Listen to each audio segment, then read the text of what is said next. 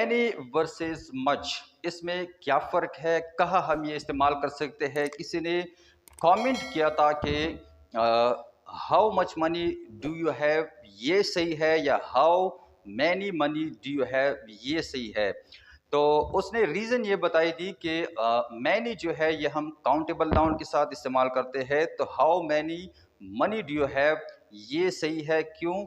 उसने ये आर्गूमेंट दी कि मैनी जो है ये हम काउंटेबल नाउन के साथ इस्तेमाल करते हैं, तो मनी मनी जो है या पैसा ये हम काउंट कर सकते हैं, तो यह हमें क्या है, ये वर्ड मैनी लगाना चाहिए।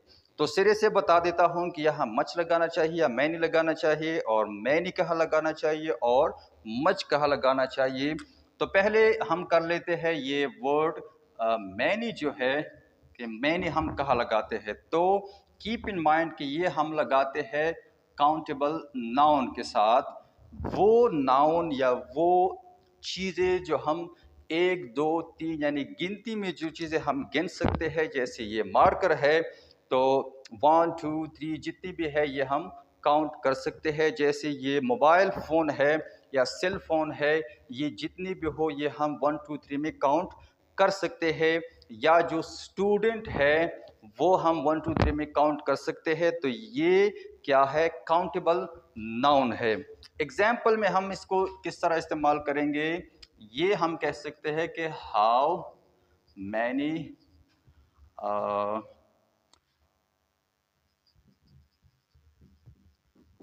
students in the school, या how many markers are there। तो मार्कर वर्ड जो है ये भी हम काउंट कर सकते हैं, और ये स्टूडेंट्स जो है ये भी हम काउंट कर सकते हैं। ये दोनों काउंटेबल नाउन है, that is why we can put many. अब मच क्या है, मच का लफ्ज़ या ये जो वर्ड है ये हम कहाँ लगाएंगे, तो कीप इन माइंड कि ये हम लगाएंगे अनकाउंटेबल नाउन के साथ। अब अनकाउंटेबल नाउन क्या है, अनकाउंटेबल नाउन वो सारे नाउन जो हम काउंट नहीं कर सकते। जैसे वाटर है, पानी, ये हम 1 2 3 में काउंट नहीं कर सकते। बहुत सी स्टूडेंट फिर ये कह लेते हैं कि हम 1 लेटर 2 लेटर हम लेटर में ये काउंट करते हैं। वो काउंटिंग नहीं है, वो इस एक तरह से वो अपनी पैमाना बनाया गया है। लेकिन जिस तरह मैंने स्टार्ट में कहा कि हम 1 2 3 में जो चीज़ काउंट नहीं कर सकते वो अनकाउंटेबल है। तो ये वाटर है, शुगर है, ऑयल है, एट्सेट्रा, ये चीज़ें क्या है। और इम्पॉर्टेंट वर्ड मनी जो है ये भी इंग्लिश ग्रामर में अनकाउंटेबल तस्वुर किया जाता है। तो एग्जाम्पल इसकी क्या होगी कि how much water do we have, यानी हमारे पास कितना पानी बचा है, हमारे पास वाटर कितना है।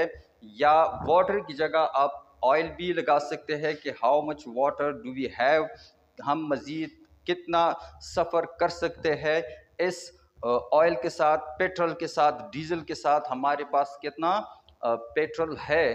तो वो सारे वर्ड जो हम काउंट नहीं कर सकते 1 2 3 में, वो क्या है, अनकाउंटेबल नाउन है। उसके साथ हम लगाएंगे मच का लफ्ज़।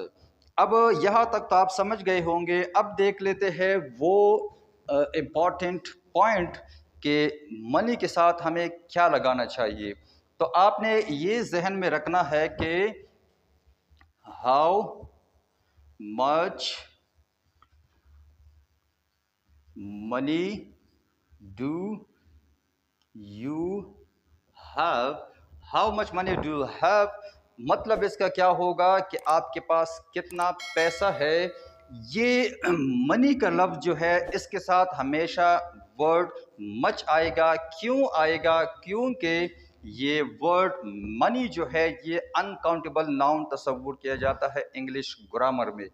अब एक जगह ऐसा है या एक सिचुएशन में जहां आप मैनी लगाएंगे, जैसे अगर आप देखें हाउ मैनी डॉलर्स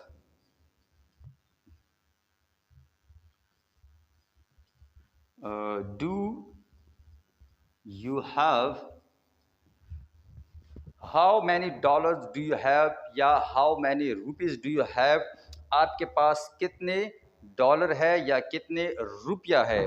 अब यहाँ मैनी है, अब मैनी क्यों ठीक है, ये भी पैसे के लिए इस्तेमाल होता है, ये भी पैसे के लिए इस्तेमाल होता है, लेकिन यह फ़र्क क्या है कि डॉलर जो है ये एक स्पेसिफिक करेंसी है, जैसे यूएस का है या ऑस्ट्रेलिया का है, तो वहाँ का ये स्पेसिफिक करेंसी है। तो जब स्पेसिफिक करेंसी की बात होगी वहाँ हम क्या लगाएंगे, मैनी का लफ्ज़ इस्तेमाल करेंगे। तो डॉलर जो है ये इज अनकाउंटेबल नाउन इस्तेमाल होता है, इसे हम काउंट कर सकते हैं।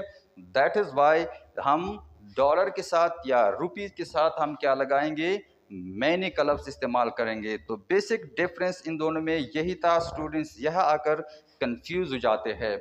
तो होप दैट मैनी और मच में क्या फ़र्क है ये आपको समझ आ गया होगा। इतना ज़्यादा क्या है मुश्किल इसमें कुछ भी नहीं है। मैनी हम लगाएंगे काउंटेबल नाउन के साथ, मच हम लगाएंगे अनकाउंटेबल के नाउन के साथ। और यहाँ पर फ़र्क क्या होगा, मनी जो है ये अनकाउंटेबल है, इसके साथ मच लगाओगे, और डॉलर जो है ये एक स्पेसिफिक करेंसी है, इसके साथ आप मैनी का लफ्ज़ लगाओगे।